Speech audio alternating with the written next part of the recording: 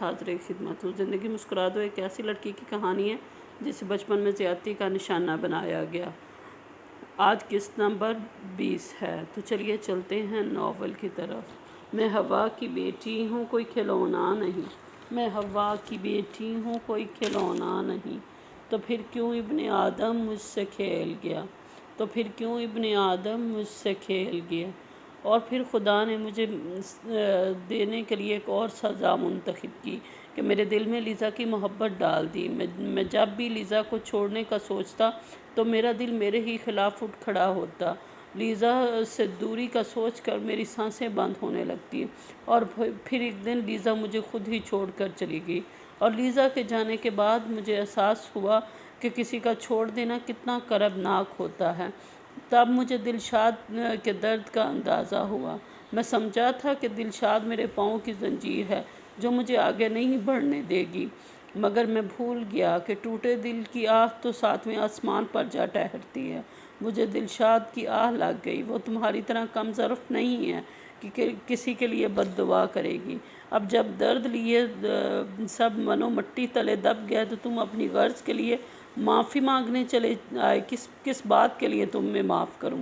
تمہارا باپ جسے تم پر ناز تھا کہ تم ان کا بھروسہ کبھی نہیں توڑو گے، تمہارا چچا جس کو تم نے دنیا کے سامنے نظر ملانے کے قابل نہیں چھوڑا اور وہ خاموشی سے دنیا چھوڑ گیا، میری بہن جسے میں نے کبھی گرم ہوا نہیں لگنے دی تھی، تم نے اسے طوفانوں کے حوالے کر دیا۔ کس بات کے لیے تمہیں معاف کروں؟ میرا بیٹا جانے سے پہلے دلشاد کو زمانے سے لڑنا سکھا گیا ہے۔ اس کو اب کسی مرد کے سہارے کی ضرورت نہیں، اس کو اب کسی مرد کے سہارے کی ضرورت نہیں۔ جن قدموں سے آئے ہو انہی قدموں سے واپس لوٹ جاؤ۔ اپنے پاؤں سے اس کے ہاتھ ہٹاتے ہوئے وہ بے رخی سے انہوں نے منہ موڑا۔ مگر اماں مجھے اور میرے بچے کو سہارے کی ضرورت ہے۔ میں کینسر کا مریض ہوں، نہ جانے یہ سانسیں کب رک جائیں۔ اور اماں سب چلے گئے اور آپ نے مجھے اطلاع تک نہ دی۔ اطلاع اپنوں کو دی جاتی ہے۔ اب خود جاتے ہو یا گارڈ کو بلاؤں؟ مہربان سی اماں کے لہجے میں بلا کی صفاقی تھی۔ وہ حسین الہی کے ہاتھوں کو جھٹکتی ہوئی کرسی سے اٹھ گئی۔ 12 سالہ بچہ زمین پر بیٹھ کر اپنے باپ کے کندھے پر ہاتھ رکھ کر شاید اسے دلاسا دینے کی کوشش کر رہا تھا۔ چلو دلشاد اندر چلو۔ پھیلتے ہوئے اندھیرے اپنے ساتھ اسیب کے سائے بھی لاتے ہیں۔ بچی کو لے کر اندر چلو۔ دلشاد کو کہتے ہوئے انہوں نے گارڈ کو اشارے سے اپنے پاس بلایا۔ وہ دوڑتا ہوا ان کے قریب آ کھڑا ہوا۔ جب یہ شخص چلا جائے تو گیٹ بند کر دینا، اور تم تنخواہ کس بات کی لیتے ہو؟ ہر ایرا گیرا اندر گھسا چلا آتا ہے۔ آئندہ تم نے ایسا کیا، کسی کو اندر آنے دیا تو میں تمہیں نوکری سے فارغ کر دوں گی، سمجھ گئے؟ بڑی اماں نے آج شاید کسی ملازم کو پہلی دفعہ ڈانٹا تھا۔ فدا حسین آپ جائیے۔ دلشاد کی آواز پر جاتی ہوئی بڑی اماں نے پلٹ کر دیکھا۔ دلشاد چلتی ہوئی ان کے قریب آ گئی۔ اماں بڑے ابا کی ریت تھی کہ وہ سوالی کو خالی ہاتھ نہیں لوٹاتے تھے۔ اماں پلیز ابا کی اس ریت کو ٹوٹنے مت دیں، ان کی روح کو بہت تکلیف ہوگی۔ اماں جب مظلوم اور بے سہارا کا ساتھ نہیں دیتا تو وہ ظالموں میں شمار ہوتا ہے۔ اللہ نے ہمیں اس قابل بنایا ہے کہ کسی سوالی کو اپنی حاجت لیے اگر ہمارے در پر آئے تو اسے یہ یقین ہوتا ہے کہ ہم اس کی مدد ضرور کریں گے۔ ہر کوئی جو بوتا ہے وہی کاٹتا ہے۔ بندے کے اعمال کا حساب تو خدا کے پاس ہے، وہی جزا اور سزا پر اختیار رکھتا ہے۔ ہم کسی کے اعمال کی سزا یا جزا دینے والے کون ہوتے ہیں؟ اپنے فیصلے پر نظر ثانی کریں۔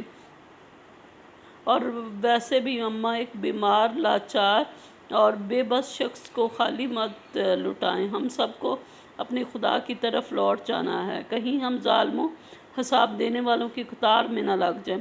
تم بھول گئی ہو دلشاد اس نے تمہارے ساتھ کیا کیا تھا؟ اماں سب یاد ہے، میں کچھ نہیں بھولی ہوں۔ خدا نے مجھے ان سے بہتر شخص کے نام سے منسوب کیا۔ ان کے ساتھ جیا ہوا ایک لمحہ مجھے یوں لگا جیسے میں نے ایک زندگی کو جیا ہے۔ اور ان کے ساتھ مختصر عرصے میں نے نہ جانے زندگی کو کتنی بار جی لیا۔ اگر میں ان کی بیوی ہوتی تو میں آج اتنی بڑا بزنس نہ چلا رہی ہوتی، اور شاید الہی انڈسٹریز کا نام و نشان تک مٹ چکا ہوتا۔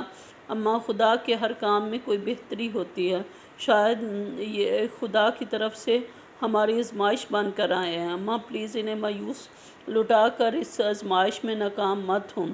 دلشاد، پتہ نہیں کیوں ہر بار میں تمہاری بات ماننے پر مجبور ہو جاتی ہوں۔ ٹھیک ہے، تم اسے اس گھر میں رہنے کی اجازت دے دو، لیکن اسے ایک بات اچھی طرح سمجھا دینا کہ میرا اس سے اور اس کے بیٹے سے کوئی واسطہ نہیں۔ یہ خود کو اس گھر میں مالک نہیں، مہمان سمجھے، کیونکہ تمہارے ابا اسے اپنی جائیداد سے آگ کر چکے ہیں۔ اپنی بات مکمل کر کے بڑی اماں وہاں رکی نہیں تھیں۔ گھٹنوں کے درد سے بے حال اماں میں نہ جانے اتنی توانائی کہاں سے آ گئی۔ وہ تیز قدموں سے چلتی ہوئی اندر کی طرف بڑھ گئی۔ دلشاد نے سامنے کھڑے شخص کو دیکھا اور پھر فرحان الہی کے لیے اپنی باہیں پھیلا دی۔ ممتا کے لمس سے ترسا ہوا فرحان الہی ان کی آغوش میں سمٹ آیا تھا۔ اندر چلیں، حسین کی طرف دیکھے بغیر بولی، اور در کشف کو گود میں لے لیا۔ بائیں بازو کے حالے میں فرحان الہی تھا۔ تھکے تھکے قدموں سے اندر جاتے ہوئے حسین الہی کے چہرے پر ندامت کے سائے صاف دکھائی دے رہے تھے۔ آنکھیں ندامت سے جھک سی گئی تھی۔ غلام حسین صاحب کا بیگ ان کے کمرے میں لے آؤ۔ دلشاد نے جاتے ہوئے پلٹ کر ملازم کو آواز دی اور پھر آگے بڑھ گئی۔ موم فرحان کا کمرہ کون سا ہوگا؟ در کشف کے سوال پر دلشاد نے اسے تنبیہی نظروں سے دیکھا۔ بری بات ہے، کشف بڑوں کا نام نہیں لیتے، بھائی کہتے ہیں۔ نہیں موم، میں نے انہیں اپنا دوست بنانا ہے، اگر میں نے انہیں اپنا بھائی بنایا تو یہ بلا وجہ مجھے ڈانٹتے رہیں گے۔ اس کی اس منطق پر حسین الہی بھی بے اختیار مسکرا دی۔ اپنے ہاتھ بڑھا کر اسے دلشاد کی گود سے لیا۔ تم تو اپنے ابا کی طرح چلاک ہو، وہ اس کا ماتھا چومتے ہوئے بولے۔ آؤ فرحان، میں تمہیں تمہارا کمرہ دکھاتی ہوں۔ وہ حسین الہی کی گود سے اتری اور پھر فرحان الہی کا ہاتھ تھام لیا۔ آج کے لیے اتنا ہی، ملتے ہیں اگلی قسط میں۔ اگر آپ کو میرا ناول پسند آئے تو لائک کریں، میرے چینل کو سبسکرائب کریں اور ویڈیو کو شیئر کرنا مت بھولیے گا۔ شکریہ۔